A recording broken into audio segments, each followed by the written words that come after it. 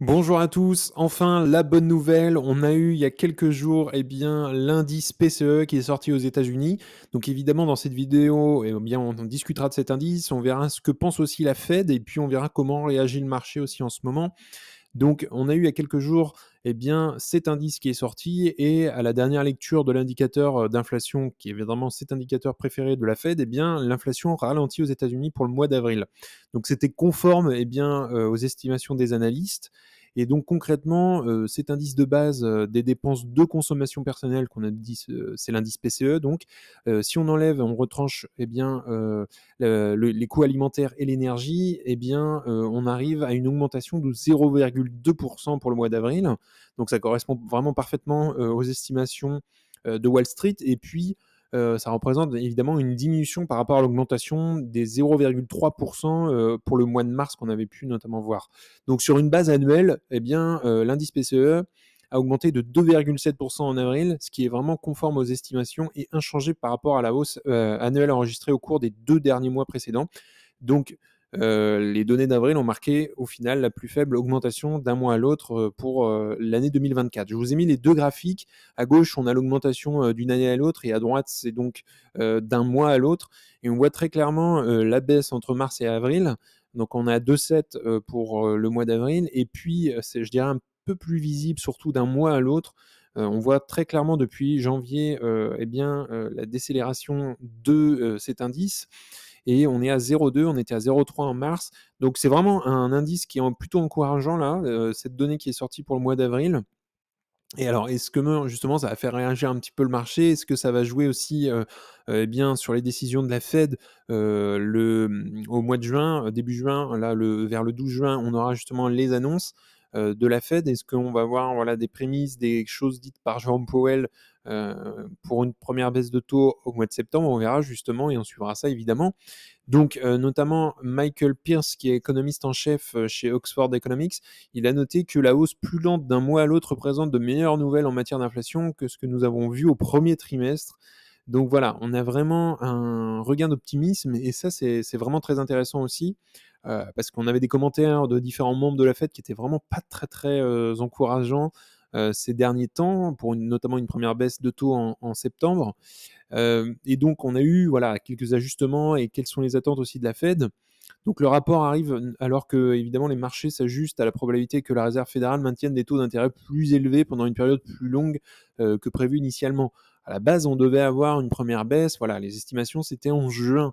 Évidemment, ça ne le sera pas parce que voilà, on avait une inflation qui durait, qui était vraiment forte. Évidemment, la Fed a besoin, comme l'a dit Jérôme Powell, de plus de temps pour analyser l'économie. Et donc, justement, ça a été reporté un petit peu plus pour une première baisse en septembre. Alors voilà, il y a toujours des doutes qui sont émis sur cette première baisse. Donc on verra évidemment ça.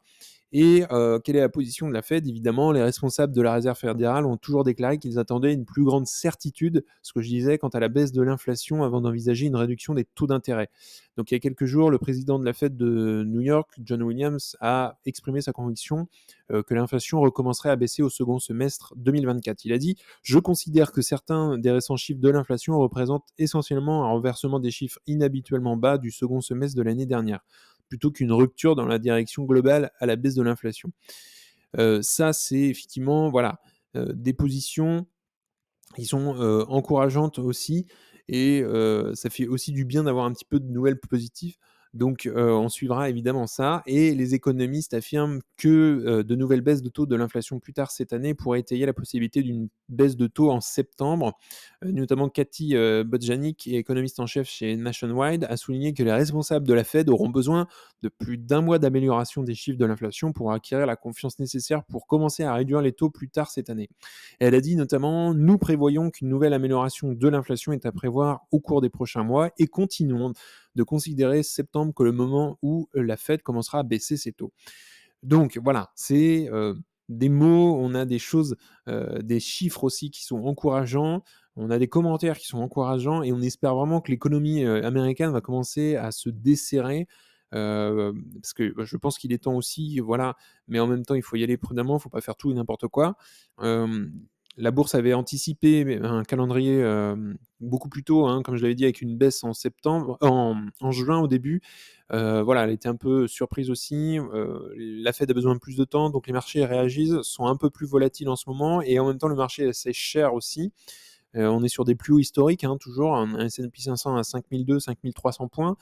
Donc, je pense qu'aussi le moment où on va avoir une première baisse de taux, évidemment, ça va faire réagir, je pense, dans le bon sens, l'économie et la bourse surtout. Alors, voilà, ce qui est prévu, ça, c'est un graphique, le forward, de Trading Economics. Donc voilà, une première baisse de taux en septembre arriverait à 5,25 aux États-Unis. Et puis, alors, ils anticipent toujours 3 baisses de taux cette année, ce que je pense peut-être un peu trop. Je pense qu'il y en a au moins une, évidemment, il y en aura une évidemment en 2024, mais 3 baisses comme c'était prévu initialement, je suis pas sûr. À voir évidemment comment évolue et ce que peut annoncer la Fed. On verra évidemment le 12 juin ce que évidemment va annoncer Jérôme Powell aussi. Est-ce qu'on aura des prémices, des choses annoncées? C'est le moment de suivre. On arrive dans les mois décisifs un peu. Donc évidemment, on suivra ça ensemble sur la chaîne. En tout cas, on en a fini pour aujourd'hui. N'hésitez pas à liker la vidéo, à vous abonner pour faire grandir la communauté et puis me soutenir. En tout cas, je vous remercie. Si vous souhaitez regarder notre épisode, vous pouvez cliquer juste ici. Je vous souhaite une excellente journée et puis à bientôt.